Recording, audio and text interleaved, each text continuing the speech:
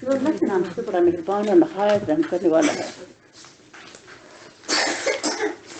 اے لوگوں جو ایمان لائے ہو، اگر تم ان لوگوں کے اشاروں پر چلو گے جنہوں نے کفر کی راہ اختیار کی ہے تو وہ تم کو الٹا پھیر لے جائیں گے اور تم نامراد ہو جاؤ گے۔ ان کی باتیں غلط ہیں، حقیقت یہ ہے کہ اللہ تمہارا حامی و مددگار ہے اور وہ بہترین مدد کرنے والا ہے۔ ان قریب وہ وقت آنے والا ہے جب ہم منکرین حق کے دلوں میں رعب بٹھا دیں گے، اس لیے کہ انہوں نے اللہ کے ساتھ ان کو خدا میں شریک ٹھہرایا ہے، جن کے شریک ہونے میں اللہ نے کوئی سند نازل نہیں کی۔ ان کا آخری ٹھکانہ جہنم ہے اور بہت ہی بری ہے وہ قیام گاہ جو ان ظالموں کو نصیب ہوگی۔ انا للہ و انا الیہ راجعون۔ اللہ نے تائید و نصرت کا وہ وعدہ تم سے کیا تھا، وہ تو اس نے پورا کر دیا۔ ابتدا میں اس کے حکم سے تم ہی ان کو قتل کر رہے تھے، مگر جب تم نے کمزوری دکھائی اور اپنے کام میں باہم اختلاف کیا، اور جو ہی کہ وہ چیز اللہ نے تمہیں دکھائی جس کی محبت میں تم گرفتار تھے، یعنی مال غنیمت، تو اپنے سردار کے حکم کی خلاف ورزی کر بیٹھے، اس لیے کہ تم میں سے کچھ لوگ دنیا کے طالب تھے اور کچھ آخرت کی خواہش رکھتے تھے۔ تب اللہ نے کافروں سے مقابلہ میں پسپا کر دیا تاکہ تمہاری آزمائش کرے، اور حق یہ ہے کہ اللہ نے پھر بھی تمہیں معاف کر دیا کیونکہ مومنوں پر اللہ بڑا نظر عنایت رکھتا ہے۔ سبحان اللہ۔ یہ بھلا کون سی جنگ کی بات ہو رہی ہے؟ احد جنگ، ہاں، کیونکہ اسی میں پہلے فتح ہوئی تھی الحمدللہ، تو پھر تھوڑی سی غلطی، چند افراد کی غلطی نے پورے حالات کا وہ پلٹا کھانے کی اصل وجہ یہ کہ اب یہ دیکھیں ہم دیکھتے ہیں کہ اسلام میں پہلی جنگ کون سی تھی بھلا؟ بدر، جنگ بدر تھی۔ تو اللہ تعالیٰ جو ہم سورہ آل عمران اور سورہ بقرہ پڑھ رہے ہیں، ان دو صورتوں کے اندر جب بھی ہم نے شروع میں الحمد پڑھی تو ہم نے کہا کہ اللہ ہمیں ان لوگوں میں شامل نہ کرنا، کہ ان میں عمران والوں میں اور بقرہ والوں میں۔ تو سبحان اللہ، یہ دیکھو کہ اس میں ہم نے دوسرے پارے کے اینڈ میں ہم نے دیکھا کہ اللہ تعالیٰ ہمیں وہ ڈسٹربنس بند کرے ہیں۔ تو اللہ تعالیٰ بتا رہے ہیں ہمیں کہ کس طرح سے ہم لوگوں کو یہ دو قومیں جو ہیں مثالیں دے سمجھا رہے ہیں کہ تمہیں ہر لمحے ان کو اپنے ٹارگٹ میں رکھنا ہے۔ کون سی ان کی غلطی کو تم نے دیکھنا کہ وہ غلطی تم سے نہ ہو، کون سا غلط تو جو یہ بنی اسرائیل ہے وہ تو تھے ہی غلطی، وہ تو تھے ہی، ان کی تو مقدر میں لکھا ہی رسوائی تھا۔ کہیں ایک قدم پر بھی کہیں ایسا نہیں ہوا کہ انہوں کو اللہ تعالیٰ نے کوئی موقع دیا اور انہوں نے فتح پائی ہو۔ اب یہ دیکھو اس میں ہم نے طالوت اور جالوت کی کہانی پڑھی، وہ پتہ ہے نا سب کو۔ تو وہ جب ہر طرف سے ذلت و خواری پر چھا گئی تو انہوں نے سوچا بنی اسرائیل نے کہ کیوں نہ ہم لوگ جو ہیں ہم ایک اپنا سردار بنا لیں اور اس کی گائیڈ لائن میں ہم پھر اپنے دشمنوں سے لڑیں اور جو اپنی کھوئی ہوئی عزت اس کو دوبارہ حاصل کرے، جو ہمیں مرتبہ تھا اسے لے۔ اب یہ ہماری تربیت ہو رہی ہے امت محمد صلی اللہ علیہ وسلم کہ بھئی جہاں جہاں ان لوگوں نے شکست کھائی غلط حرکتوں سے، لالچوں سے اور اپنی میں وہ کبھی بھی تم میں نہیں آنی چاہیے، کیونکہ تم کون ہو؟ جو قیامت تک کے لیے داعیے دین کی حیثیت سے کام کرنے والے۔ تو تمہارا مقام اتنا اعلیٰ اچھا ہونا چاہیے کہ نبوت کے رستوں کو اور تم کو ہمیشہ دیکھنا کہ ابراہیم نے کیا کیا تھا۔ اب وہ کہتے ہیں کہ اچھا چلو اس طرح کرتے کو اپنا ایک بادشاہ بنا لے سارے اور اس کی گائیڈ میں ہم پھر دشمنوں سے لڑیں۔ اب یہی فیصلہ نہیں ہو رہا۔ ہاں، اب 12 قبیلے تھے، 12 سردار تھے، ہر بندہ کہے کہ سرداری تو مینوں چاہیے۔ اب 12 سردار تو نہیں، سردار تو ایک بنانا تھا۔ اب جب کسی طرح بھی صورت اللہ ہمیں یہاں دکھا رہے ہیں، ہمارے اندر عاجزی اور انکساری اتنی ہونی چاہیے کہ اگر میرے اندر ٹیلنٹ نہیں ہے بادشاہ بننے کا تو مجھے خام خواہ پھٹ نہیں پانا چاہیے۔ یہ میرے دماغ کے اندر بات انتہائی غلط ہے کہ میں ہی لیڈر کی کام۔ اللہ اکبر۔ لیڈری کا اہل وہ ہے جس کو اللہ لیڈر بنائے۔ محمد رسول اللہ اہل تھے، اللہ نے انہیں کو بنایا۔ بھائی ابو جہل ابو لہب نہیں لائق تھے، ان کو اللہ نے نہیں بنایا، وہ ایسی حسد میں مر گئے اور جہنم میں چلے گئے۔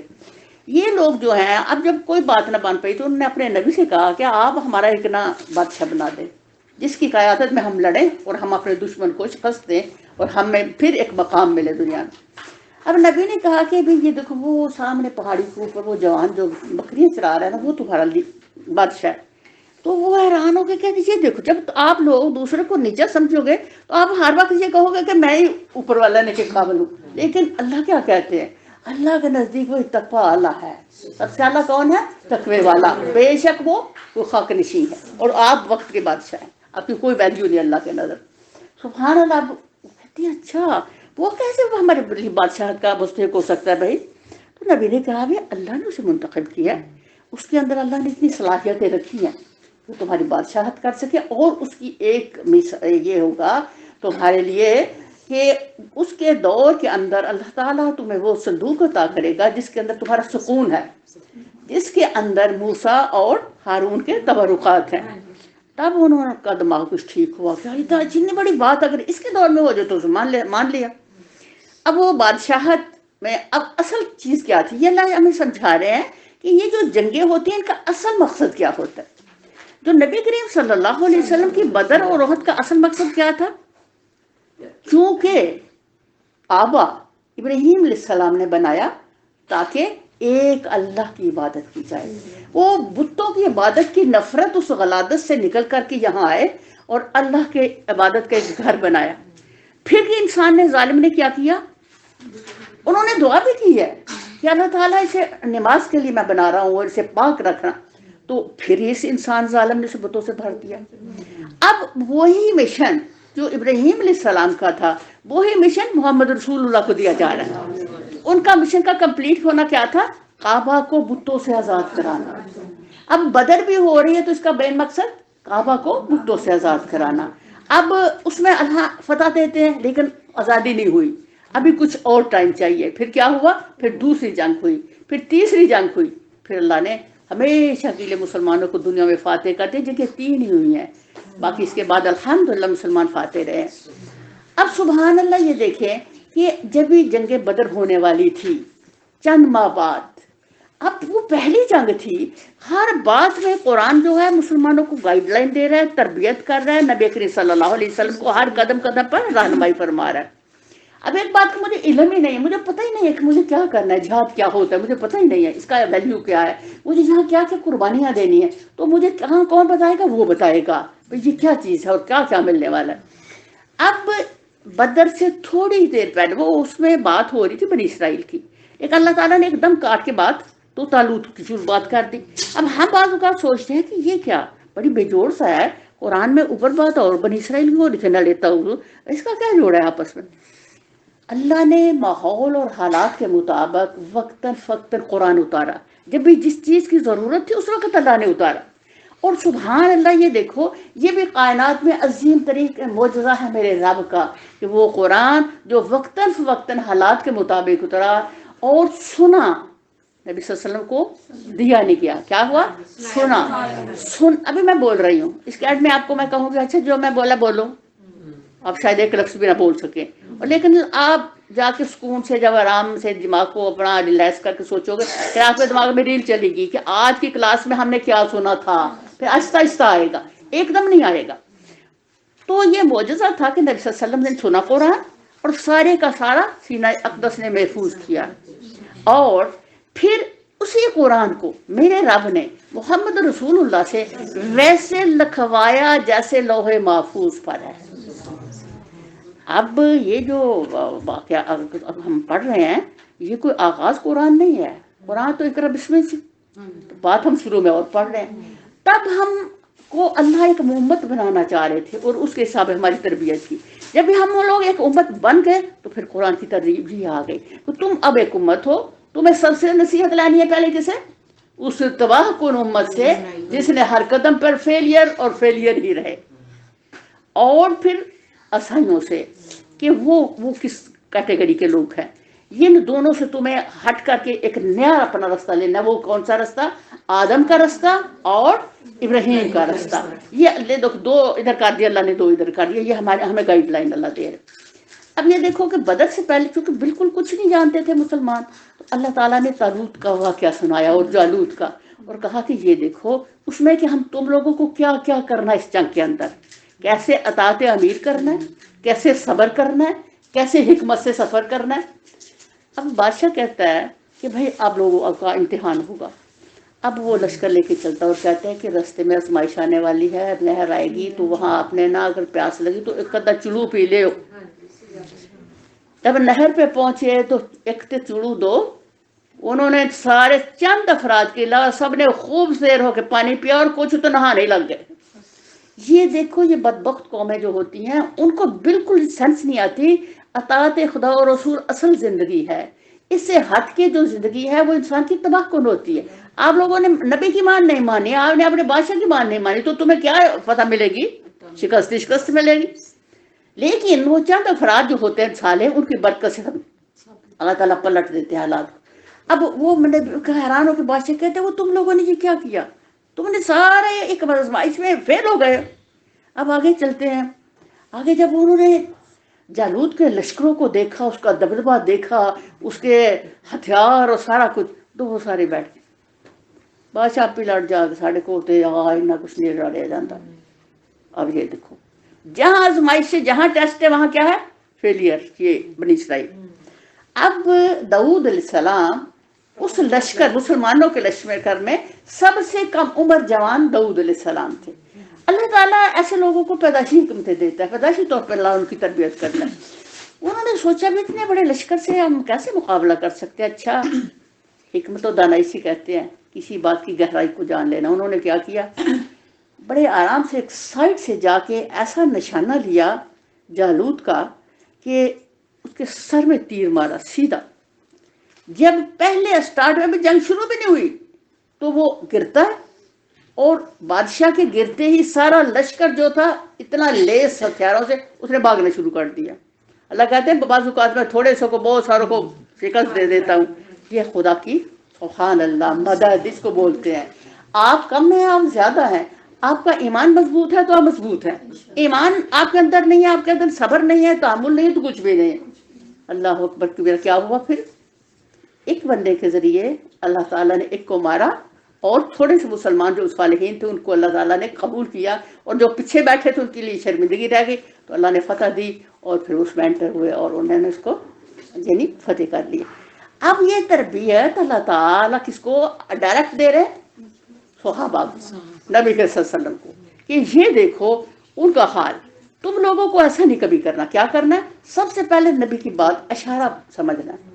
اب یہ اتنی فریش تربیت تھی کہ اس کا یہ واقعہ سن کے سارے صحابہ تو جب بدر میں جاتے ہیں تو واقعی ہر کسی نے کیا کیا, کمال کر دی. کہ ایک صحابی ہے, اس کے ہاتھ میں کھجور ہے, اور کہتا ہے نبی صلی اللہ علیہ وسلم کیا مجھے اس جنگ کے بدلے میں جنت ملے گی؟ نبی صلی اللہ علیہ وسلم فرمایا ہاں ہاں کیوں نہیں. تو انہوں نے اس کو کہا نہیں, میں اتنا بھی لیٹ نہیں ہونا چاہتا کہ میں کھجور کھاؤں. کھجور کو پھینکا اور بھاگ کے کودتے ہیں اور ایسے کاٹتے ہیں دشمن کو کہ الحمدللہ پتہ, اور شہید ہوتے ہیں اور سیدھے جنت میں. اب یہ دیکھو بدر کے اندر بھی کیا ہوا تھا. معاذ اور معوذ دو بھائی تھے, چھوٹے لشکر, سب سے چھوٹے, جنہیں نبی صلی اللہ علیہ وسلم ایکسیپٹ بھی نہیں کر رہے تھے, لیکن ان کے بہت اصرار اور رونے پہ لے چلے. تو انہوں نے مل کے ابو جہل کو مار ڈالا. ابو جہل کے بڑھتے چونکہ لیڈر تھا وہ, تو سارے جو تھے وہ دل ان کے حوصلے پست ہو گئے. اب اس طرح سے اللہ تعالیٰ قرآن عظیم کے اندر اب وہ باتیں مسلسل کہ جہاد قیامت تک رہے گا. یہ آپ کا جہاد ہے. خواتین کا جہاد کیا ہے؟ علم دین سیکھنا. آپ علم دین سیکھتے ہو, گھر سے نکلتے ہو, سفر کرتے ہو, آ کے مشقت کی دنیا میں بیٹھتے ہو, اللہ کی بات کو غور سے سنتے ہو, اور پھر اس کے لیے گھر جا کے واپس اپنے دماغ کے اندر ایک بناتے ہو چیز کہ اللہ نے یہاں کیا کہا ہے اور مجھے کیا کیسے اور کیا سفر کرنا ہے زندگی کا. یعنی ہر بندہ جہاں جہیں کھڑا ہے وہ داعیہ دین ہے, کیونکہ جس نے لا الہ الا اللہ پڑھ لیا وہ اللہ کا منتخب بندہ ہو گیا. آپ اللہ کا انتخاب ہیں. آپ میں سے ہر بندہ جو ہے وہ ویلیویبل ہے. تو اللہ تعالیٰ نے اس لیے آپ کو ہمیشہ کے لیے کتاب اللہ ہاتھ میں دے دی کہ تم اسے پکڑ کے تو زندگی کا سفر طے کرو, اور اس میں یہ دیکھو کہ کہاں کون کیسے چل رہا ہے اور کیسے نہیں چل رہا. تو آل عمران کے اندر یہ جو واقعہ آ رہا ہے, اب بدر کی کہانی تو ختم ہوئی, اب احد کی کہانی آ گئی. احد کے اندر بھی چونکہ اللہ نے فتح کا, ادھر بھی فتح کس کی وجہ سے ہوئی تھی؟ فرشتوں کی وجہ سے, صحابہ کی وجہ سے نہیں ہوئی تھی. کیونکہ صحابہ تو کہتے ہیں ہم تب تلوار اٹھاتے تو بندے کی گردن پہلے ہی گر جاتی تھی. تو جب جو بندہ بات وہ مسلمان ہو گیا, جس نے آسمان سے اترتے دیکھا فرشتوں کو, تو سبحان اللہ وہ کہتے ہیں کہ جب میں نے دیکھا ایسے پہاڑی کے اوپر, میں اور میرا چچا بیٹھ کے ہم کہتے ہیں کہ چلو جی آج مسلمانوں کی گت بنتی ویکھی جا, ذرا نظارہ تے کری. ہم پہاڑی کی چوٹی پہ بیٹھ کے ایسی جگہ پہ بیٹھے جہاں مسلمان بھی نظر آ رہے تھے اور کافر بھی نظر آ رہے تھے. کہتے ہیں ابھی جنگ شروع بھی نہیں ہوئی تو خبرا کرانے کی ہنانے کے بعد آسمان سے اترتی ہے. کہتا میں جو ایسے دیکھا اللہ اکبر سے, گھوڑے اتر رہے ہیں، ان کے اوپر سوار ہیں، ان کے ہاتھوں میں تلواریں ہیں، اور ان کی پگڑیاں کوئی سفید ہے، کوئی کالے رنگ کی ہے، کوئی براؤن رنگ کی ہے. اتنا وحشت ناک منظر ہے. کہتے چاچا میرا اتنے بے ہوش ہو گیا، اور میں ایسا سپیڈ سے بھاگا کہ میں نے جا کے مکی سا لیا اور جا کے دسیا بھائی وہ تو پتہ نہیں کیا ہونے والا ہے. آسمان سے لشکر اتر رہے تھے. وہ بعد میں مسلمان ہو گئے تو اس نے پھر یہ بتایا سارا کہ وہ منظر میں نے دیکھو، اکیلے نہیں دیکھا، کیونکہ فرشتے اترتے جو ہے وہ ہر کسی کو نظر نہیں، اللہ نے اس کو دکھائے تاکہ ہمیشہ کے لیے یہ یاد رہے کہ آسمان سے ایسے لشکر اترا کرتے ہیں کہ رب کی کون بڑی طاقت والی چیز ہے. الحمدللہ. تو سبحان اللہ، یہاں بھی اللہ تعالیٰ نے وعدہ کیا.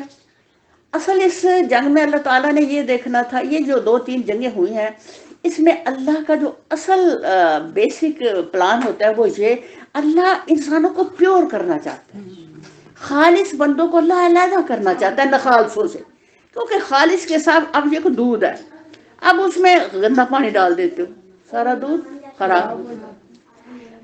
تو اس لیے بہت زیادہ اسلام ہمیں پیور چیز کی طرف، مطہر چیز کی طرف توجہ دلاتا ہے اور تربیت کرتا ہے کہ تم لوگوں کو زندگی کے اندر، واللہ یحب المطہرین، اللہ مطہر لوگوں سے محبت کرتا ہے.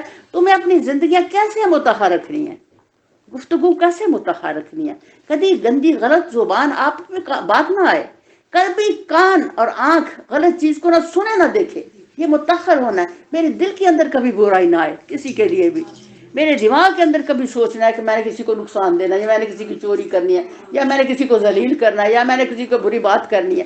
یہ ہے مطہر وہ جسم جو اللہ کی اطاعت میں ہر لمحے فکر مند رہتا ہے، ڈرنے والا.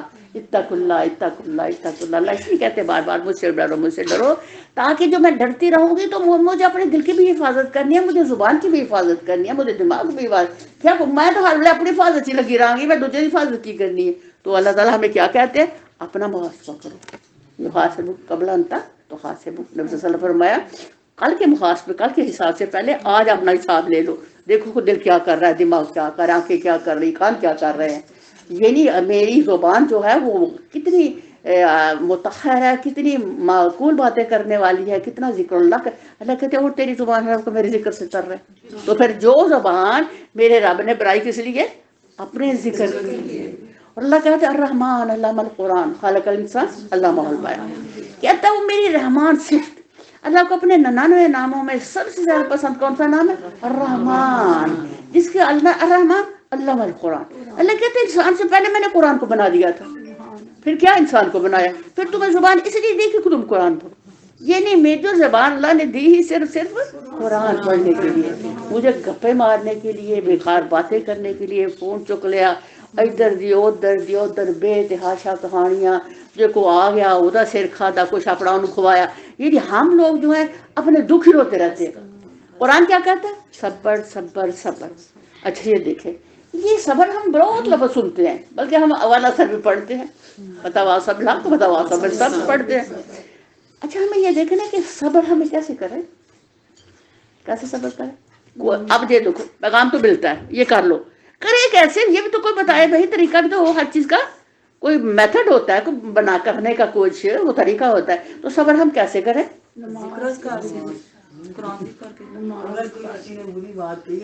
اللہ کے لیے، اللہ کی رضا کے لیے کنٹرول.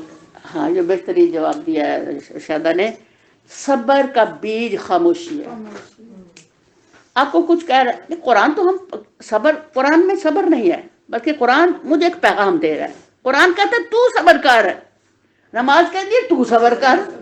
تو میں نہیں، میں قرآن پوچھنی نماز میں صبر کیویں کرا، وہ دو بھی آدھے نہیں چپ رہا ہے. خاموشی سے، خاموشی کیا ہے، السکوت سلامتی. خاموشی میں کیا ہے، صبر ہے. اور صبر کا درجہ آپ کو پتہ ہی ہے کہ جنت میں باقاعدہ ایک دنیا ہے صابرین کے لیے، وہاں محل ہے، کیا کچھ ہے. یہ اب جب مجھے کوئی، میں کب صبر کرتی ہوں جب مجھے کوئی ایسی چیز دے ملے جس سے انسان ٹارچر ہوتا ہے. اب اس کے حال بھی گئی. اب یہ دیکھو پچھلی جمعرات کی بات ہے، میں گئی ہوں ادھر سے تو کوئی مجھے بری بات سننے کو ملی. اب میں سخت نہ آوازار اور دکھی لگا لے، تو میں نے کیا کیا، اچھا اس حال میں کیا کروں، میں نے ایک اسکالر کو لگا لیا. اچھا وہ بولتے ہی کہتا ہے کہ جب آپ کو کوئی بری بات سننے کو ملے تو آپ اچھی بات سنیں. اچھا میں نے کہا واہ دیکھو اس نے کیسی بات کیا. میں نے کیا جلدی سے اٹھ کے اس کو بند کیا اور قرآن کی پڑھنا شروع کر دی. ایک پارا پڑھ، دو پارا پڑھ، 3 پارے کے بعد مجھے بات بھول گئی. یہی بھول گیا کہ بات ہوگی سی. اور اتنی مجھے سکینت آئی، اتنا مجھے، میں اب پہلی حالت میں وہ لوٹ کے آ گئی. تو میں تو سبحان اللہ. یہ دیکھو کہ بجائے اس کے کہ بندہ پہلے تو نفس کہتا ہے اچھا انہیں گل کی ہے، لیکن جو حکمت کیا کہتی ہے؟ ٹھہر جاؤ، رک جاؤ، رکو. جلد بازی شیطان کی طرف سے ہے.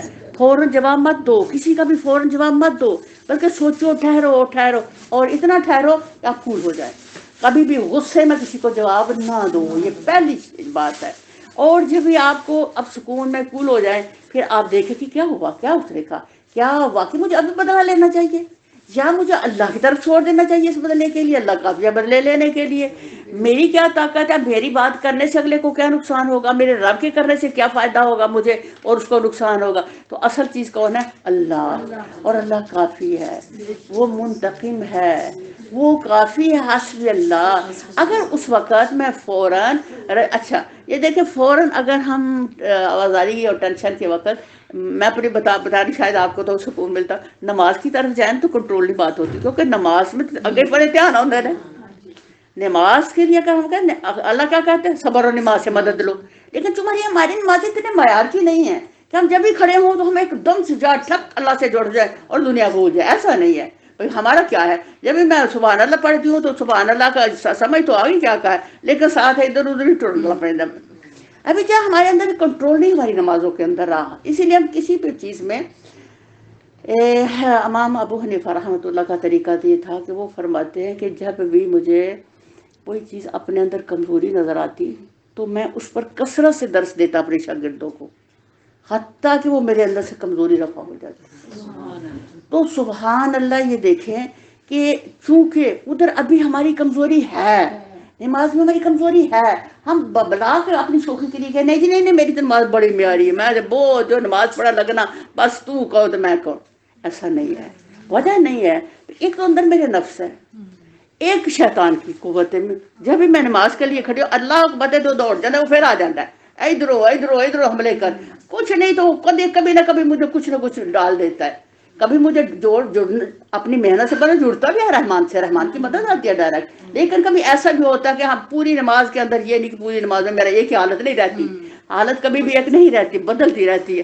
تو کبھی جڑ جاتے، کبھی پھر ٹوٹتے ہیں، پھر جڑ جاتے. یعنی محنت اللہ کو بس آخر اللہ ہمیں قبول کر لیتے ہیں. اس کی گارنٹی یہ کہ دوسری نماز کی توفیق اس نے دے دی. اب کیا چیز ہے جو ذہن کو بدل دیتی ہے اور رخ بدل دیتی؟ وہ قرآن. اس لیے کہا کہ قرآن کا ایک پارا، دو پارا، 3 پارے ویسے ہی نا طبیعت فریش اور گالی پڑ گئی. یہ ہے کیونکہ اللہ سے باتیں شروع ہو گئی تو دنیا کی بات کو اللہ نے مٹا دیا. ورنہ کہاں ہمارا غلیظ دل، کہاں میرا غلیظ دماغ کہ جو دنیا کی بات کو چھوڑے اور اچھی بات کی طرف آئے. ہماری تو اتنی قوت ہی نہیں ہے، کیونکہ اللہ والے تو کہتے ہیں ابھی غلط بات سن کو اور اچھی سنو. لیکن جب بھی رحمان سے باتیں شروع کرتے ہیں تو الحمدللہ ہمارے دل بدلتے ہیں. دلی میں غصہ آیا تھا نا، پھر وہی سیر میں جب اتنا قرآن ڈال گیا، ایک تو یہ سیر ہو گئی، تو دوسرا کیا ہوا، سکون آ گیا، سیٹسفیکشن آ گئی. اور پھر اللہ نے بتا دیا. ایک تو جب قرآن پڑھتے ہیں تو اللہ پھر وہ بات کرتے ہیں جو میری طلب کی ہوتی ہے، میری ضرورت کی بات اللہ بھی بار بار کرتے ہیں. اس پہ بھی بندہ وہ لیتا ہے چیز کہ میرا اللہ مجھے یہ کہہ رہا ہے. ایک بندے نے مجھے بات کی، ایک رب نے مجھے بات کی، ویلیویبل کون سی بات ہے، اس کی بات ہے، تو بندہ کافی اللہ. تو سبحان اللہ. یہ دیکھیں کہ اللہ تعالیٰ نے اس لیے ہمارے ہاتھوں میں یہ کلام اللہ پکڑا ہے کہ ہم زندگی کے ہر پہلو میں، اور یہ کوئی بندہ کہ نہیں مجھے تو کبھی دکھ نہیں آیا، مجھے پتہ ہی دکھ کی لذت کی ہے، یا کوئی مجھے پتہ ہی نہیں کہ غم کی نوحان دینے، بیماری کی نوحان دینے. لو، ہر انسان خوشی اور غم کا امتزاج ہے، صحت اور بیماری کا امتزاج ہے، کبھی وہ کبھی وہ کبھی وہ. اور اللہ تعالیٰ جب راحت میں ہوتی ہوں اس وقت میری کیا حالت ہے، اور جو میں غم میں جو دونوں میری حالتوں کو چیک ادھر وہ دیکھ رہا ہے. مجھے اس کی سے بھی جزا لینی ہے، مجھے اس سے بھی جزا لینی، اس سے شکر کر کے جزا لینی، اس سے صبر کر کے جزا لینی. دونوں میری زندگی کے لازم ملزوم چیزیں. اور وہ گائیڈ کون کر رہا ہے؟ قرآن. قرآن عظیم ہمیں اس طرح مثالوں سے جب سمجھاتا ہے تو پھر ہمیں کیا ملتا ہے؟ سکون اور راحت ملتی ہے. اور وہ بات جو امام احمد بن حنبل نے فرمائی خواب میں اللہ تعالیٰ سے ملتا ہوں، میں کہتا ہوں اللہ تعالیٰ جی آپ کے تقرب کا کون سا رستہ صحیح ہے، کیسے آپ کی قربت میں؟ اللہ کہتے قرآن کا پڑھنا. تو انہوں نے کہا کہ اللہ نے سمجھ کے یا غیر سمجھ کو؟ انہوں نے کہا سمجھ کے اس کو پڑھے، غیر سمجھ کے پڑھے. جب بھی کوئی قرآن پڑھتا ہے تو میری قربت میں آ جاتا ہے. یہ رب کی قربت ہے جو ہمیں دنیا کی غلاظتوں سے پاک کر کے اپنے ساتھ لگا لیتی ہے. الحمدللہ. تو یہ مسلمانوں کی چھوٹی سی غلطی یا بہت بڑی غلطی لگا لے. اچھا پہلی وہ جو واقعہ تھا اس میں ابھی یہ چیز نہیں آئی تھی، تربیت کے پہلو میں کہہ رہی ہوں، ماں کی محبت میں ابھی اتنے ایکسٹریم نہیں ہوئے تھے. اب یہ دیکھو کوئی بھی جماعت جب بنتی ہے تو اس کو نئے نئے لوگ بھی آتے ہیں. نئے پہلا جو میچور ہوتا ہے، جو ابوبکر صدیق تھا، جو عمر فاروق تھا، وہ بعد میں آنے والے وہ تو نہ بن سکے، ایسا ہو ہی نہ سکا. تو جو ان میچور بندہ ہوتا ہے وہ غلطی کر جاتا ہے. اب یہ جو 50 بندے دھرے پہ کھڑے تھے یہ ان میچور جوان تھے، تو جن کو فوراً انہوں نے رکھ لو جی فتح تو ہو گئی ہے، تو سارا ہی مال لوگ لا جائیں گے تو ایسے پیچھے رہ جائیں گے. تو اللہ اکبر کبیرہ. لیکن اس میں بھی میرے رب کی حکمت تھی.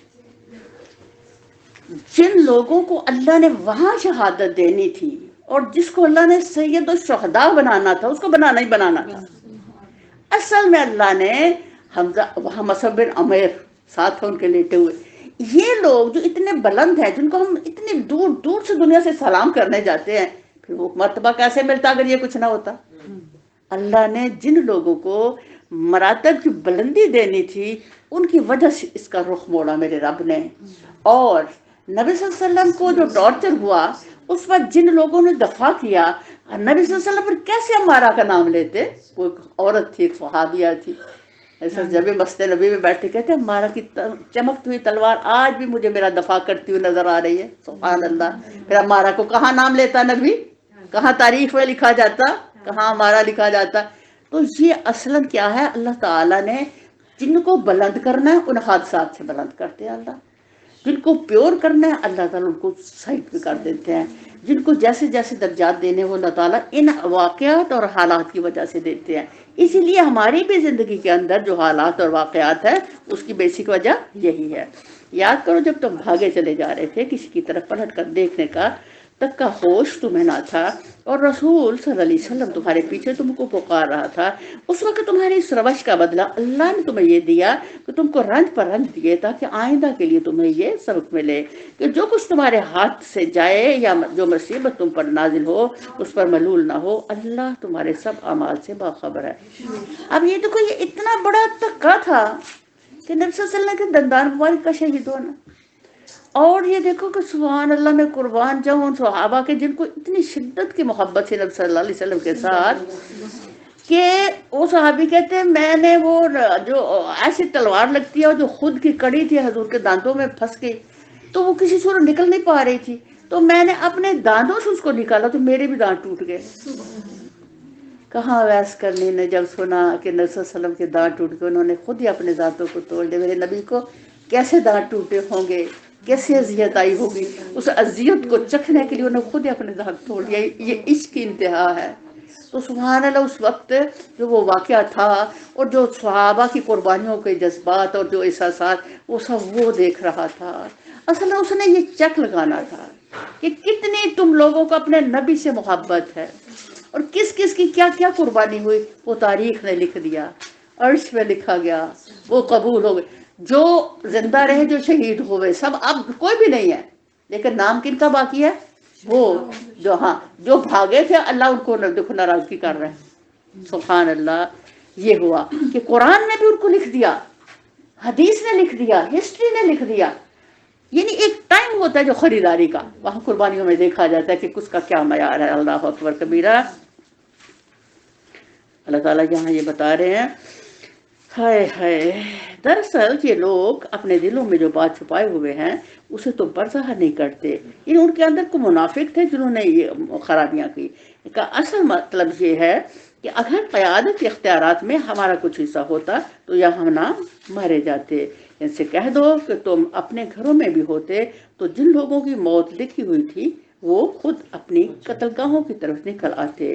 اور یہ معاملہ جو پیش آیا یہ تو اس لیے تھا کہ جو کچھ تمہارے سینوں میں پوشیدہ ہے اللہ اسے آزما لے، اور جو کھوٹ تمہارے دلوں میں ہے اسے چھانٹے. اللہ دلوں کا حال خوب جانتا ہے. اب یہ کون کن کو مخاطب ہے اللہ یہاں؟ منافقین کو. منافقین اپنے دل میں کہتے لو جی ਤੇ ਸਾਡਾ ਸੀ ਅੱਗੇ ਹੁੰਦੇ ਨਾ ਸਲਾਰ ਬਣੇ ਤੇ ਵੇਦੇ ਫਿਰ ਅਸੀਂ ਕਿਸ ਤਰ੍ਹਾਂ ਲੜਾਂ ਕਰ ਦਿੱਤੀ ਕਿਵੇਂ ਪਤਾ ਹੁੰਦੀ। اللہ کہتے نہیں، یہ فتح اور نصرت اور جو شکست ہے وہ سب اللہ کی طرف ہے، اور اس کے پیچھے اللہ کی حکمتیں ہیں، اور اللہ نے ان کے سینوں کی جو بات چھپائی ہوئی دل میں اللہ نے قرآن بنا کے اتار کے ہمیشہ کے لیے شرمندہ کر دیا منافق کو۔ تم میں سے جو لوگ مقابلے کے دن پیٹ پھیر گئے تھے ان کی لغزش کا سبب یہ تھا کہ ان کی بعض کمزوریوں کی وجہ سے شیطان نے ان کے قدم ڈگمگا دیے تھے، اللہ نے انہیں معاف کر دیا، اللہ بہت درگزر کرنے والا اور بردبار ہے۔ اللہ اکبر کبیرہ۔ یہ دیکھیں جو بھاگے تھے یا جو مال کی طرف آئے یا جنہوں نے نبی صلی اللہ علیہ وسلم کی بات کی اطاعت نہیں کی اور درا جن کی وجہ سے سارا گڑبڑ ہوا، اللہ کیا کہہ رہے ہیں؟ کیونکہ یہ اوپر جو بات ہو رہی ہے اس کی وجہ سے اگر نیچے اللہ یہ بات نہ کرتے تو سب کی جانیں ٹنگی جاتی، اور اللہ سارے انہوں کہہ گیا، سارے بدر والے احد والے نے کہہ گیا۔ اللہ کیا کہہ رہے ہیں؟ جو سچے مسلمان ہیں ان سے جو لغزش ہوئی ان کو اللہ نے معاف کر دیا۔ پکڑ کن کی ہے؟ جو منافق ہے، منافقوں کو اللہ نے علیحدہ کیا ہے۔ تو جن سے اب غلطی کسی غلطی کی وجہ سے ہی پلٹا تھا، تو اللہ تعالیٰ کے قربان جاؤں، اللہ کو اتنی ہمارے دلوں کی فکر ہے، اللہ کسی وقت بھی ہمیں غمزدہ نہیں کرنا چاہتے۔ ہم تو کہتے ہیں نا کہ ہائے اللہ اللہ نے اب میرے لیے رہ گیا سر کام، اب میرے لیے پریشانیاں رہ گئی سر۔ وہ مجھے کبھی غمزدہ نہیں کرنا چاہتا، کبھی مجھے پریشان نہیں کرنا چاہتا۔ وجہ اس نے مجھے نماز اور قرآن جیسے تحفے دے کے وہ طاقت کا دروازہ کھولا ہے جو کسی پر کھول ہی نہیں سکتا، سوائے ان لوگوں کے جن کے ہاتھوں میں آئی۔ تو سبحان اتنا مہربان رب جس نے اپنے لوح محفوظ سے یہ تحفے ہمیں عطا کیے ہیں، اور جو سب انبیاء کو دیا وہ اکیلے ہم ہی کو دے ڈالا سارا۔ تو اس پر ہم دنیا میں سب سے خوش نصیب لوگ ہیں، ہم مسلمان ہیں۔ قیامت کے دن بھی ہم چمکتے چہرے والے ہوں گے، چمکتے ہاتھوں والے ہوں گے، چمکتے پاؤں والے ہوں گے۔ الحمدللہ کلمہ کا وہ نعمت جو رب نے ہمیں دیا ہے وہ ہمارا نور اور رہنما بن کے ہمیں جنت تک پہنچائے گی۔ جو ہم ہر سانس میں الحمدللہ الحمدللہ کہتے ہیں وہ ہمیں ہمارے نبی صلی اللہ علیہ وسلم کے جھنڈے کے نیچے پہنچائے گی انشاءاللہ۔ اور ہم جو اللہ تعالیٰ کی یہ حدیث پڑھتے ہیں، ہمارا حدیث کی بک جو ہے وہ حدیث جو نبی صلی اللہ علیہ وسلم کی باتوں کو پڑھنا اور ماننا ہے وہ ہمیں حوض کوثر تک پہنچائے گا۔ نبی صلی اللہ علیہ وسلم کی سنتوں کی راہیں جنت کی راہیں ہیں جو ہمیں ہر قدم پر رہنمائی کریں گی کل۔ تو یہ دیکھو یہ ہم ایک سرمایہ جمع کر رہے ہیں کل کے لیے، حشر کے دن جب کوئی کسی کے کام نہیں آئے۔ یہ اولادیں ہماری دشمن، یہ خاندان والے ہمارے خون کے رشتے اور دوسرے چوتھے جو بھی مجھ سے حسد رکھتے ہیں وہ سارے کل میرے ایسے وہ مجھے ابھر کے آئیں گے مکھیوں کی طرح۔ اولاد آکھے گی ساڈا حق نہیں دینا، خاوند آکھے گا میرا حق دینا، ماں پیو بھی آکھے گا نہیں میرا دینا، بھیڑ بھرا بھی آکھن گے۔ تو ایک میری جان ہوئی تو انہیں بوٹیاں کھون والے یہی ہون گے جن کے خاطر میں اپنی زندگی، اپنی صحت، اپنی جوانی، اپنا سب کچھ آج تک قربان کر دیا۔ اللہ کو بھول بھال کر اللہ کی نماز گئی تو گئی، اللہ کا قرآن یاد تو میں کہاں لگی رہی اولادوں بچے میرے بچے میرے بچے۔ اب جس سے بات سن لو ایک ہی بات کہتے ہیں میرے بچے میرے بچے۔ یہ میرے بچے قرآن کیا کہتا ہے؟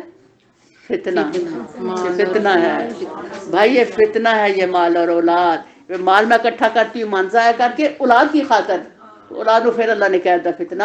تو کل یہ مجھے پکڑیں گے تو مجھے کیا کرنا ہے؟ ابھی آج اسی وقت آپ نے